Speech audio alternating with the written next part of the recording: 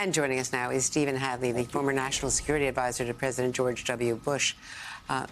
Steve Hadley, it's great to see you. Nice to be here. Whatever wisdom you can share as to how to deter Iran, punish Iran, because they clearly are arming all of these groups, and avoid escalating beyond. What do you say to the hawks, for instance, who say, let's just go after Iran? That's complicated. This is a highly weaponized, large country with a lot of very good missiles and drones and a nuclear capability emerging. And they're even providing drones to Russia to use in Ukraine. This is not Iraq under Saddam Hussein, even. It's a terribly hard problem. I think a couple things. One, I'm not sure we need to wait for actual evidence that the Iranians directed or gave the go-ahead to this attack in Jordan or the attack that Hamas made on Israel. We know that Iran trains, supports, finances, provides weapons to these groups.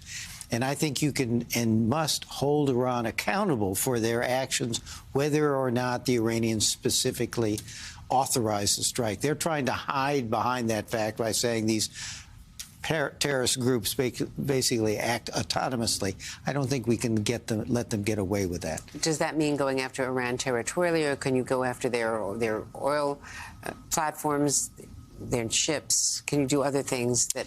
I think you can. I think there's an array of options. And I think what the administration has tried so far is to retaliate directly against those proxy groups that have been responsible for attacks on Americans. That's a good thing to have done. It's certainly not been enough to deter those groups from such action. And I think, Iran is in the situation that it has these proxy groups that are out really causing great destruction to the region. And Iran is sitting there, if you will, almost in a safe haven. Nobody wants to go to war with Iran. On the other hand, that Iran gives Iran a bit of a blank check to support these terrorist groups and still be able to not be at risk themselves. I think that's the calculus that the administration has to change. The question is, how do you do it? You probably ratchet it up over time. You probably send some message to the Iranians that you take some action. You tell the Iranians it'll get worse if they don't pull back and pull their proxies back. I think that kind of escalatory chain is probably what the administration is looking at. I think they probably start with IRGC and Quds Force personnel, Iranian personnel, that are not in Iran but are in Syria, Iraq, and elsewhere. Probably go after those. There's a question I think they will have to think about whether to try to use covert action to try to destabilize the regime so they have some things to worry about at home and gives them a less enthusiasm for doing things abroad. And cyber? Cyber would be another example of those kinds of things. That would be the next block. And then the next block would be, do something against Iran itself. People forget that in the Reagan administration, when we protected ships that were transiting the Persian Gulf, we also attacked Iranian ships and offshore oil platforms to send a firm message to Iran, and it backed them off. Our experience is if you do put Iran at risk, threaten in that way, they do back off. And I think that's going to be something that the administration is going to need to look at those precedents and see what can be done now. And we've just heard from Admiral Kirby on Air Force One flying to Florida that the president will attend the dignified transfer of the remains of the 3 soldiers when they return, which is appropriate. Wholly appropriate. I mean, these are the first 3 soldiers since October 7th, the first 3 U.S. troops that we know of who have been killed. And there were, dozens injured and some serious injuries, we understand, of medevac, some of these soldiers. So, and in their bunks, do you think that this was, if they do determine that it was confusion by air defense over 2 drones coming at the same time, do you think that is tactical by the Houthis, that they are tracking our drone movements? And because they'd had plenty of previous attempts 3 attempts on this particular outpost, so they've seen response times, or do you think that it's just coincidence? Or is I there don't know. hard to tell? I don't think we know enough to know that. But I think what we do know and what we need to focus on is, look, there have been over 160-some attacks on U.S. troops in Iraq and Syria, so that this tragedy was inevitable. It was going to come. You can't be 100% perfect in your defense.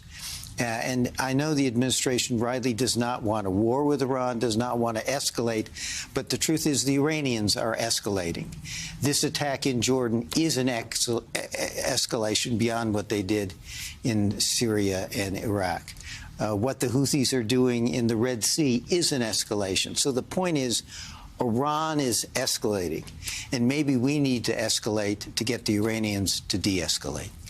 And regarding the hostages, I met with the Prime Minister from Qatar after he was participating in those talks with the other intelligence chiefs over the weekend. And this is a proposal that Netanyahu has presented to his war cabinet, but the Prime Minister has indicated, opposition to it. But certainly he had 3 intelligence officers led by David Barnea in these talks all weekend, and they agreed on a unified position. So it seems to be some running room there. And the Hamas political leader said that they are looking at it closely, and he's not ruling out some interim steps. They had previously said up front, we want a permanent ceasefire or nothing at all. No hostages have come out since Thanksgiving time. So maybe there's a little hope there for a preliminary step.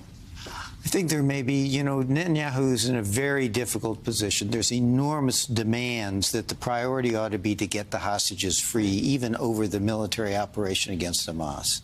And you can understand the political pressure that puts him on. On the other hand, he's also thinking, if I give Hamas 2 months of a ceasefire, if you will, they will rebuild, they will dig in, they will start to restore their networks and the like. And it will impair the ability to wound Hamas, if not disable them from being able to return to control the situation in Gaza. So there's a real dilemma for Netanyahu and his war cabinet. And some of his own generals are saying that those 2 goals are not compatible. The goal of we're going to eliminate Hamas, which is a long urban warfare, the tunnels, it could, and get rid of the leaders. It's aspirational, perhaps, but you can't do that and still save the hostages.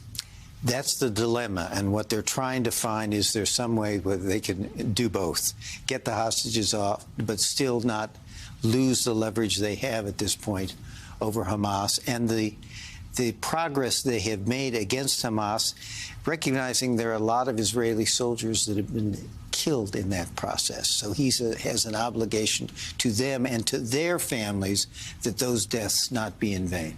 It's a hellish dilemma. Hellish dilemma.